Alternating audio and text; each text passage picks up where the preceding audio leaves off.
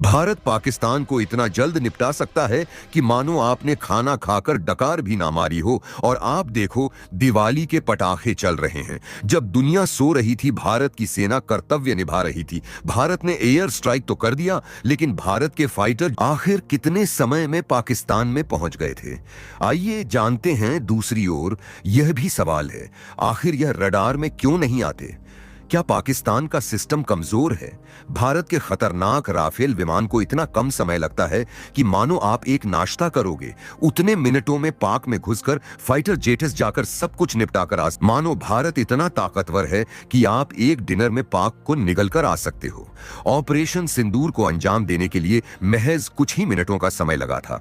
इतनी देर में ही पाकिस्तान के अंदर पहुंच गए थे खतरनाक राफेल फाइटर जेट्स। 7 मई की सुबह सुबह जो खबर आई, उससे सभी देशवासियों का सीना चौड़ा हो गया। जब भारतीय फाइटर जेट पाकिस्तान में घुसे और कोई जान भी न पाया।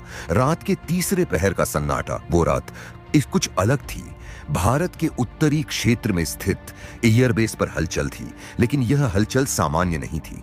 वहां खड़े राफेल फाइटर जेट्स के इंजनों की धीमी धीमी गूंज आसमान के सीने में एक तूफान की तैयारी बता रही थी।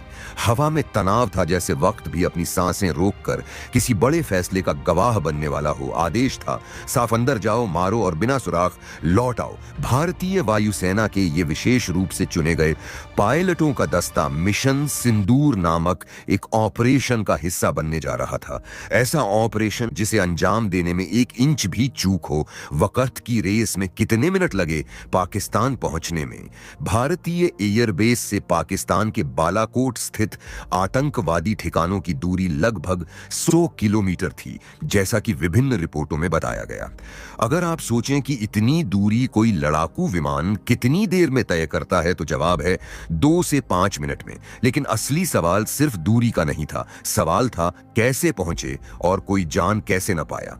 यहां आया भारतीय वायुसेना की मास्टर क्लास रणनीति का कमाल। राफेल जेट्स ने सीमा के पास पहुंचकर सीधा प्रवेश नहीं किया। उन्होंने राडार से बचने के लिए घुमावदार और पेचीदा रास्ता चुना, जो कम ऊंचाई पर उड़ते हुए दुश्मन के रडार से बचने की तकनीक पर आधारित था। रडार अदृश्य कैसे हुए भारतीय जेट? अब कहानी असली टारगेट की ओर मुड़ती है। सवाल उठता है, जब पाकिस्तान के पास आधुनिक रडार सिस्टम्स हैं, तो इतने सारे जेट्स उसकी सीमा में घुसे कैसे और किसी को भनक तक नहीं लगी?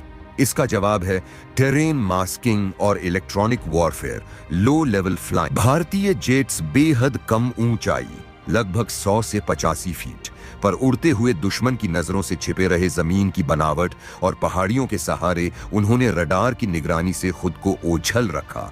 नो रेडियो कम्युनिकेशन मिशन के दौरान जेट्स पर पूरी तरह रेडियो साइलेंस रखा गया। किसी भी प्रकार का संचार नहीं हुआ जिससे कोई सिग्नल पकड़ा जा सके। इलेक्ट्रॉनिक जैमिंग, भारत के पास इजराइल की मदद से विकसित इलेक्ट्रॉनिक जैमिंग सिस्टम मौजूद हैं। इनका इस्तेमाल कर पाकिस्तानी रडारों को कुछ समय के लिए अंधा कर दिया गया। इससे भारतीय विमानों की कोई सही लोकेशन ट्रैक नहीं हो सकी। स्टेल्थी टाइमिंग, ऑपरेशन तड़के 1 से 2 बजे के आसपास अंजाम दिया गया, जब अधिकतर रडार स्टेशनों पर मानव निगरानी न्यूनतम होती है और सतर्कता अपेक्षाकृत कम होती है। जब बम गिरे और पाकिस्तान को खबर ही नहीं हुई, राफेल और मिग 29 जेट्स ने एस्पाइस 2000 जैसे हाई प्रिसिशन बम गिराए, जो सैटेलाइट से निर्देशित होते हैं कि ये सीधे अपने टारगेट को निशाना बनाते हैं और आसपास के इलाकों को क्षति नहीं पहुंचाते। पाक में स्थित जैश ए मोहम्मद के प्रशिक्षण शिविर पर जब ये बम गिरे, तो वहां की नींद में डूबे आतंकियों को एहसास भी ना हो सका। मिशन की वापसी, फाइटर जेट्स आए और चले भी गए। सबसे चौंकाने वाली बात यह रही कि मिशन के बाद जब भारतीय फाइटर जेट वापस लौटे, तब भी पाकिस्तान की वायुसेना को कोई स्पष्ट अंदाजा नहीं हो पाया कि क्या हो चुका था। जब तक पाकिस्तान को खबर लगी, मिशन पूरा हो चुका था। भारतीय जेट सुरक्षित एयर स्पेस में लौट चुके थे। ये युद्ध नहीं था, ये एक संदेश था। भारत अब चुप नहीं बैठेगा। जब पाकिस्तान को यकीन ही नहीं हुआ कि हमला हो चुका है, अचानक से सन्नाटा टूटता है। तड़के करीब 1 बजे पाकिस्तान की पहाड़ियों में अचानक तेज धमाकों की आवाज गूंजी। ठंडी रात की खामोशी को चीरते हुए एक के बाद एक सटीक पटाखे की तरह हुए और फिर वही सन्नाटा वापस लौट आया। पाकिस्तानी मीडिया, सेना और नागरिक प्रशासन कुछ देर के लिए अंधेरे में था। ना कोई एयर सायरन, ना कोई पूर्व चेतावनी। नतीजा, आतंकियों के सबसे बड़े ट्रेनिंग सेंटर में भारी तबाही और पाकिस्तान की चुप्पी। भारत द्वारा प्रयोग किए गए एस्पाइस दुसमी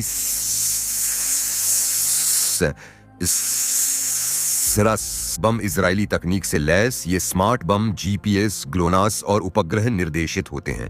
इनकी खासियत यह है कि इन्हें एक बार टारगेट पर लॉक कर देने के बाद इन्हें किसी भी मौसम में या अंधेरे में गिराया जा सकता है और वे 1 मीटर तक की सटीकता से निशाना लगाते हैं। भारतीय वायुसेना ने पहले ही लक्ष्यों की 3D मॉडलिंग कर ली थी। आतंकियों की गतिविधियों की लाइव मॉनिटरिंग भी की गई। इसरो और रो की मदद से पूरी इंटेलिजेंस ग्रिड एक्टिव थी। अब कहानी असली थ्रिलर की तरह सामने आती है। पाकिस्तानी रडार सिस्टम में कई प्रकार की तकनीकी सीमाएं थीं। ओवर द होराइजन डिटेक्शन की कमी। पाकिस्तानी रडार मुख्य रूप से अपनी सीमा की सीधी रेखा में काम करते हैं, लेकिन राफेल जैसे जेट्स बेहद ऊंचाई पर उड़ते हैं, जिससे वे रडार की लाइन ऑन ऑफ साइट से बाहर हो जाते हैं। मल्टी लेयर्ड रेडार नेटवर्क की अनुपस्थिति। भारत के पास कई लेयर वाले रडार सिस्टम हैं जो एक दूसरे को कवर करते हैं, जबकि पाकिस्तान में यह नेटवर्क कमजोर है। डीकॉय स्ट्रेटजी। भारतीय वायुसेना ने कुछ जेट्स को एक अलग दिशा में भेजा ताकि पाकिस्तान का ध्यान बंटे और असली मिशन वाले जेट्स रडार में ना आए। No infrared warning. पाकिस्तान के पास ऐसा इंफ्रारेड ट्रैकिंग सिस्टम नहीं था जो कम ऊंचाई पर उड़ते फाइटर जेट्स को पहचान सके। सुबह होते होते पाकिस्तान के सैन्य प्रवक्ता ने बयान दिया, कोई नुकसान नहीं हुआ, भारत ने सिर्फ पेड़ों को निशाना बनाया। लेकिन इसी वक्त भारतीय मीडिया और सरकार ने सैटेलाइट तस्वीरें जारी कर दी जिनमें बमबारी की स्पष्ट छवियां थीं। इसरो और ड्रोन इमेजिंग से साफ हुआ कि आतंकियों की बैरकें ध्वस्त हो गई थीं। टारगेटेड बिल्डिंग में कोई हलचल नहीं थी। इस स्ट्राइक का उद्देश्य सिर्फ आतंकियों को मारना नहीं था, ये एक मनोवैज्ञानिक संदेश था। पाकिस्तान और पूरी दुनिया को यह दिखाया गया कि भारत अब केवल कूटनीति या कड़े शब्दों तक सीमित नहीं रहेगा, अब जवाब घुस कर दिया जाएगा। मिशन की गोपनीयता जो इतिहास में दर्ज हो गई। मिशन की योजना सिर्फ कुछ टॉप अफसरों और प्रधानमंत्री तक सीमित थी। ऑपरेशन से कुछ घंटे पहले ही पायलटों को जानकारी दी गई। रूट, ऊंचाई, बमबारी के सटीक सेकंड तक सब कुछ पूर्व नियोजित था। ऑपरेशन के दौरान हर जेट की ट्रैकिंग ग्राउंड कमांड से हो रही थी। और अब वो सवाल जो रहस्य बन चुके हैं, क्या स्ट्राइक से पहले कोई जासूसी मिशन भेजा गया था? कई रिपोर्ट्स का मानना है कि स्पाई ड्रोन पहले ही हफ्तों से उस क्षेत्र की निगरानी कर रहे थे। क्या सुखोई 57 से मिशन और तेज होता? कई रिसर्चर्स का कहना है कि राफेल की एंट्री अगर पहले होती तो पाकिस्तान के एयर डिफेंस को और भी बड़ी चुनौती मिलती। भारत के लिए लाइक और कमेंट बॉक्स में भारत माता की जय जरूर से लिखे। चैनल पर नए हो तो सब्सक्राइब जरूर से करें ताकि हमारी काफी मदद हो सके।